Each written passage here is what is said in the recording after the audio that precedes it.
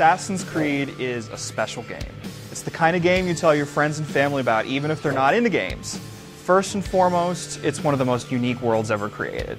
It literally lives and breathes, but it's also a fun and exciting action title with a ton of stuff to do and places to explore. And the story will draw you in until you have to see it through to the end. Simply put, Assassin's Creed is one of the best games of the year. Not enough can be said about the living, breathing world of Assassin's Creed. As Assassin Altair, you'll explore 3 major cities of the Holy Land in the 12th century. Each one is absolutely gorgeous, filled to the brim with details. You'll see eagles soaring around tall towers, drunks will push you around, beggars will ask you for money, townspeople will call out for help. It's a real treat simply to wander around listening in on political rabble-rousers complaining about the Crusades or climbing towers just to check out the incredible view. The visual design has a lot to do with how believably organic everything feels. The cities are absolutely huge and everything is beautifully lit with just the right amount of bloom effect. Textures are so good you feel as if you could reach out and touch stuff. Animations are almost as well done. Altair scales walls, leaps from cathedrals, and fights enemies off with his sword. It all looks fantastic, and he smoothly moves from one move to the next without a hitch. Citizens don't move around quite as gracefully, but considering there are tens of thousands of them in any given city, it's pretty easy to forgive.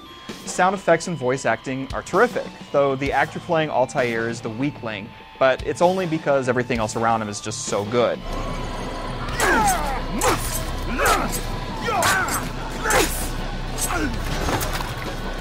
There are 2 related stories tying it all together. In the modern world, a bartender named Desmond has been captured by a researcher and his assistant.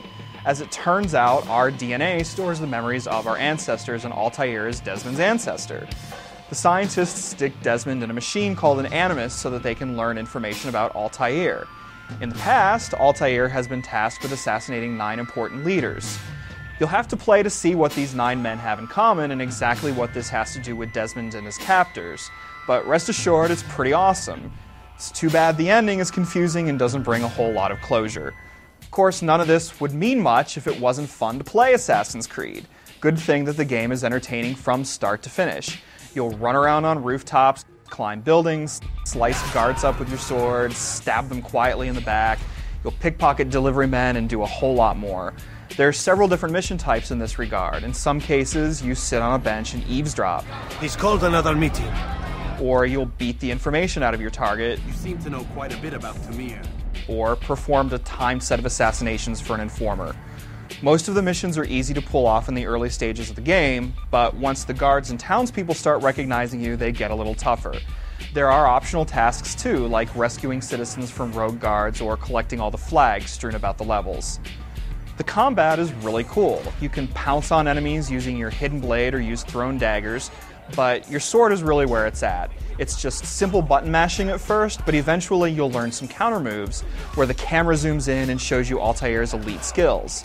Eventually you'll be taking on over a dozen enemies at a time, and getting the timing of your counter moves down is really important, especially in some big battles at the end of the game where you're forced into combat and simply can't escape. Most of the time you won't need to fight if you don't want to, though. You can slink quietly around the city, being careful not to alert the guards to your presence. If you do get their attention, you can climb to the rooftops, lure them up to you, and then grab them and throw them to the ground. It's a pretty awesome way of handling things, especially when you hear the gasps and cries of the people below. Or you can hide in a haystack or in a group of wandering scholars. Climbing up buildings and jumping around the rooftops is a lot of fun since the controls are really smooth.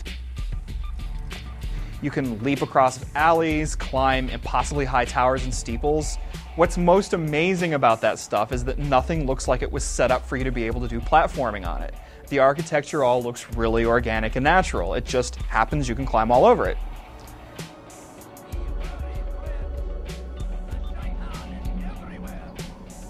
It's all in the details in Assassin's Creed. Galloping on a horse through the countryside, cramming a bloody dagger in a dude's neck, it's all terrific. And it's both beautiful and fun. This is a game you will remember years from now and an absolute must-play.